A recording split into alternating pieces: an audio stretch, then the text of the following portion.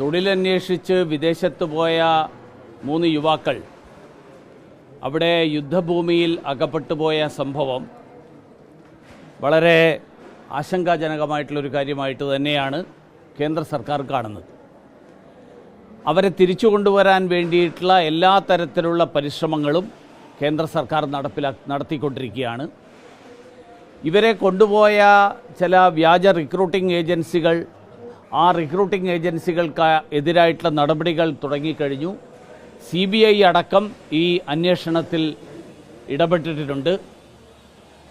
ഇവരെ എത്രയും പെട്ടെന്ന് തിരിച്ചെത്തിക്കാൻ വേണ്ടിയിട്ടുള്ള നടപടികൾ തുടങ്ങിയതിൻ്റെ ഭാഗമായിട്ട് ഇന്ത്യയുടെ റഷ്യൻ എംബസിയും ഈ കാര്യത്തിൽ സജീവമായിട്ടുള്ള ഇടപെടലുകൾ നടത്തുന്നുണ്ട്. എല്ലാ ദിവസവും റഷ്യയിലുള്ള ഇന്ത്യൻ സ്ഥാനപതി, ആ സ്ഥാനപതിയുമായിട്ട് ടെലിഫോണിൽ ഏറ്റവും ഒടുവിലുള്ള വിവരങ്ങൾ, ആ വിവരങ്ങളടക്കം പങ്കുവെച്ചുകൊണ്ടിരിക്കുകയാണ്.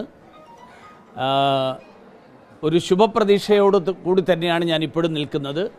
അവരെ എത്രയും പെട്ടെന്ന് തന്നെ തിരിച്ചെത്തിക്കാൻ സാധിക്കും എന്നുള്ള വിശ്വാസമാണ് ഉള്ളത്. അവിടെ എന്താണ് ശരിക്കും സംഭവിക്കുന്നത്? ഇന്ത്യയിൽ നിന്ന് ആളുകളെ വ്യാജമായി എത്തിക്കട്ടെ, അങ്ങനെ എത്തിക്കുന്നു, റഷ്യയുടെ സൈന്യത്തിൽ ചേർക്കുന്നു. അത് എങ്ങനെയാണ് അതിന് നമ്മൾ ഇന്ത്യ? അല്ല, ഞാനിപ്പോൾ എന്ന് വെച്ച് കഴിഞ്ഞാൽ ഒരു വിദേശ രാജ്യത്ത് നടക്കുന്ന സംഭവങ്ങളുടെ ന്യായാന്യായങ്ങളിലേക്ക് കടക്കുക എന്നുള്ളതല്ല ഇപ്പോൾ നമ്മുടെ മുന്നിലുള്ള ഏറ്റവും പ്രധാനപ്പെട്ട പ്രശ്നം.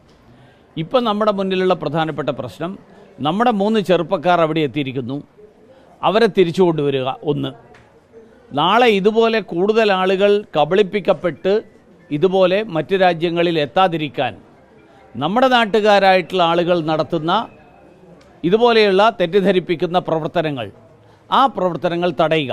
ഇത് രണ്ടുമാണ് ഇപ്പോൾ ചെയ്തുകൊണ്ടിരിക്കുന്നത്. അതുകൊണ്ട് വിദേശകാര്യമന്ത്രി എന്നുള്ള നിലയിൽ മറ്റൊരു രാജ്യത്ത് നടക്കുന്ന കാര്യങ്ങളെക്കുറിച്ച് അഭിപ്രായം പറയാതിരിക്കുന്നതാണ് ഇപ്പോൾ പോയ ആൾക്കാരെ തിരിച്ചു കൊണ്ടുവരുന്നതിന് ഏറ്റവും സുരക്ഷിതമായിട്ടുള്ള മാർഗം എന്നുള്ളതുകൊണ്ട് ഞാൻ അതിന് മുതിരുന്നില്ല. നിലവിൽ അവിടെ ഈ 3 പേർ കുടുങ്ങിയിട്ടുണ്ടല്ലോ, ഈ 3 പേരെ കുറിച്ചുള്ള വിവരം ഇന്ത്യൻ വിദേശകാര്യ മന്ത്രാലയത്തിന് ലഭിച്ചിട്ടുണ്ടോ? ഉണ്ടല്ലോ, പൂർണ്ണമായിട്ടുള്ള വിവരമുണ്ട്. അത് ഇന്ത്യൻ എംബസിയുടെ കൈവശമുണ്ട്, റഷ്യൻ അധികൃതരുമായിട്ട് കൈമാറിയിട്ടുണ്ട്. അത് തുടർ നടപടികൾ നടത്തിക്കൊണ്ടിരിക്കുകയാണ്. എല്ലാവിധത്തിലുള്ള സമ്മർദ്ദവും ആ കാര്യത്തിൽ ആ സമ്മർദ്ദം ചെലുത്തിക്കൊണ്ട് തന്നെ അവരെ തിരിച്ചെത്തിക്കാനുള്ള നടപടികളാണ് തുടങ്ങിയിട്ടുള്ളത്. ചില സ്ഥലങ്ങളിൽ നിന്ന് ഇവരെയും തിരിച്ചെത്തിക്കാൻ കഴിയും എന്നുള്ള വിശ്വാസമാണ് ഞങ്ങൾക്കുള്ളത്. ഉണ്ട്. പോയ ഏതാണ്ട് 10-20ഓളം ആൾക്കാരുടെ വിവരങ്ങൾ നമ്മുടെ കയ്യിലുണ്ട്. ഇത് ഇനിയിപ്പോൾ അവരെ തിരിച്ചു കൊണ്ടുവരുന്നു. മറ്റൊന്ന്, മിനിസ്റ്റർ പറഞ്ഞതുപോലെ ഇങ്ങനെയുള്ള ഏജൻസികൾ ഇതെങ്ങനെയാണ് ഇത് പ്രവർത്തിക്കുന്നതെന്ന് മനസ്സിലാക്കുന്നത് എന്താണ്? അല്ല, അതൊക്കെ അന്വേഷണ ഏജൻസികൾ കണ്ടെത്തിക്കൊണ്ടിരിക്കുകയാണ്. അതിൻ്റെ പിന്നിൽ ആരൊക്കെയാണ്, എന്തുകൊണ്ടാണ് ഇങ്ങനത്തെ ഏജൻസികളുടെ ഇതിൽ പെട്ടുപോകുന്നത്, ഇതൊക്കെ അന്വേഷിച്ച് അവർക്കെതിരായിട്ടും ആവശ്യമായിട്ടുള്ള നിയമ നടപടികൾ എന്തൊക്കെ സ്വീകരിക്കാമോ ആ നടപടികളും സ്വീകരിക്കും.